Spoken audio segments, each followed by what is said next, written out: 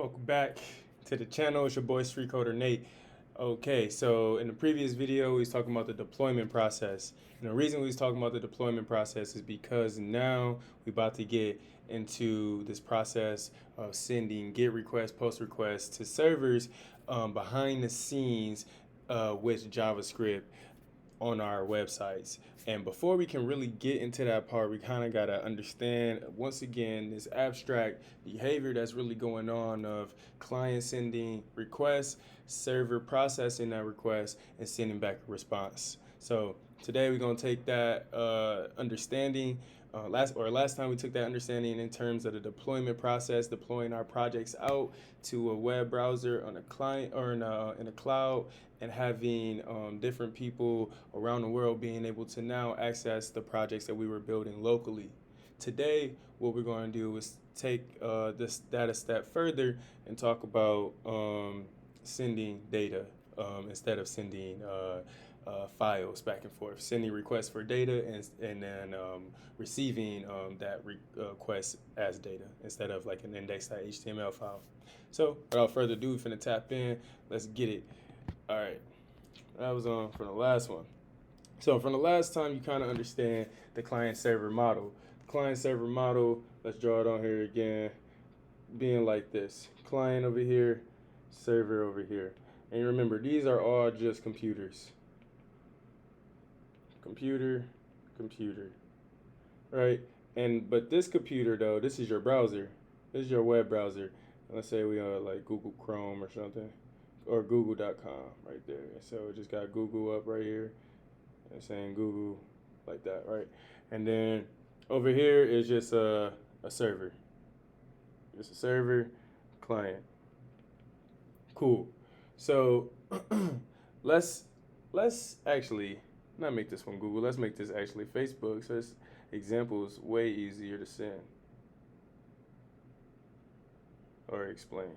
So let's say we're on Facebook and we see, and we have someone who, we're on Facebook and we seeing, let's say, a comment on Facebook. Let's go right here.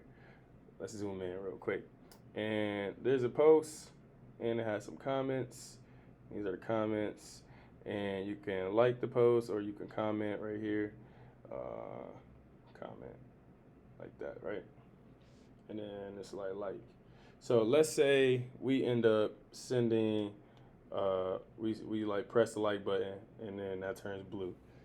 What just happened behind the scenes? This is the point of this whole conversation right now.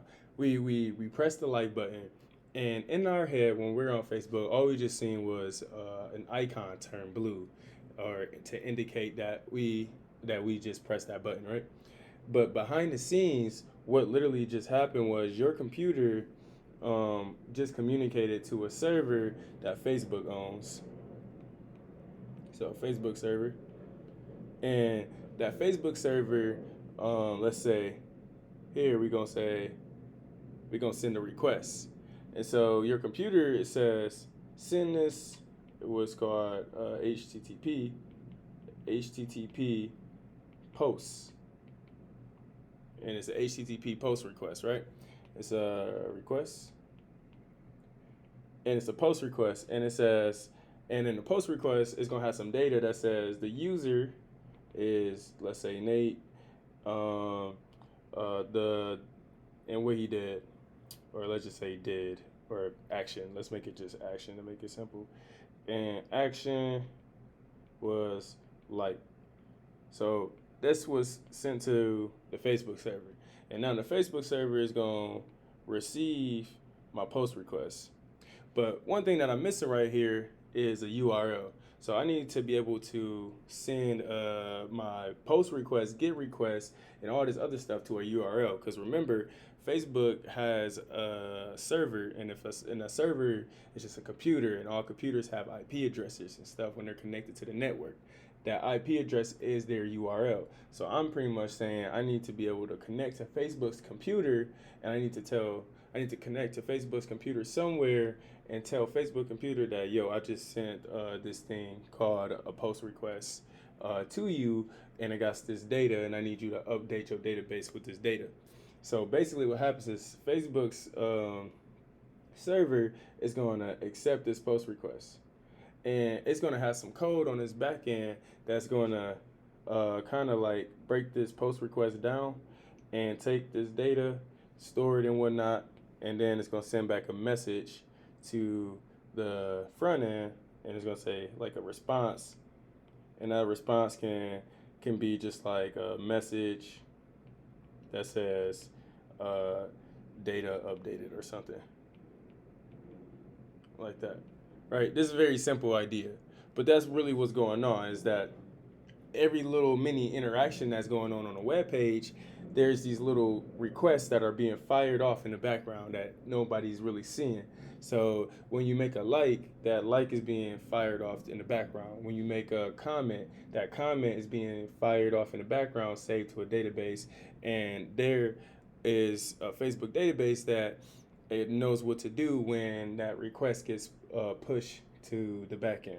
And so there's like many different type of requests. These are called HTTP requests. This is how we communicate on the web, how the front end communicates to the back end. And so the main ones, though, the main way that we communicate with HTTP requests are GET requests. That's the number one.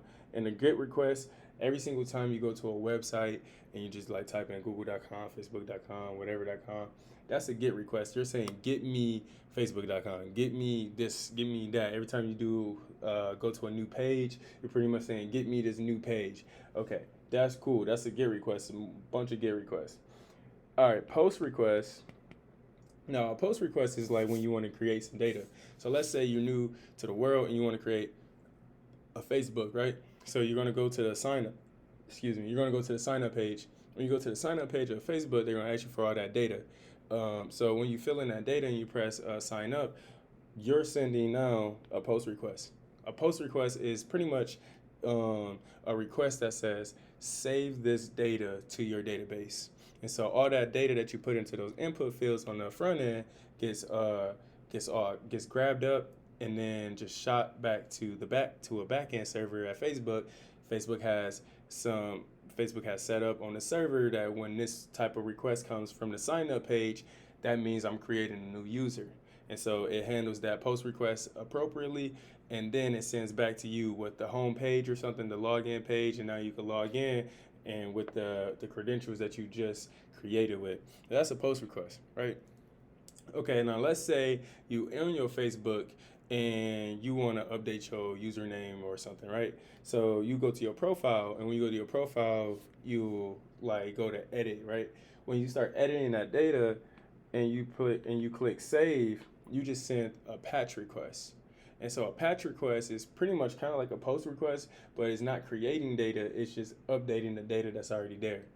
And so that's called patch request. And then the last thing is like, what if you, let's say, had some posts that you didn't want anymore, and so you started just going in and deleting different posts?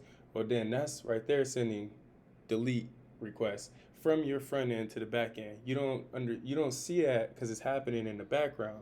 In the foreground, you're just seeing like an animation on the front end. The front end just making some little type of animation to show you like, cool, you just deleted it. But what's really happening is this request is being sent to the back end, and the back end is updating stuff and then sending requests back telling you that, okay, it was updated successfully. So you see the little load sign, and then the load be like, all right, cool. But if you ever seen a little load sign and it turn red afterwards, it's like, that's probably the back end saying, hey, we weren't able to do this right.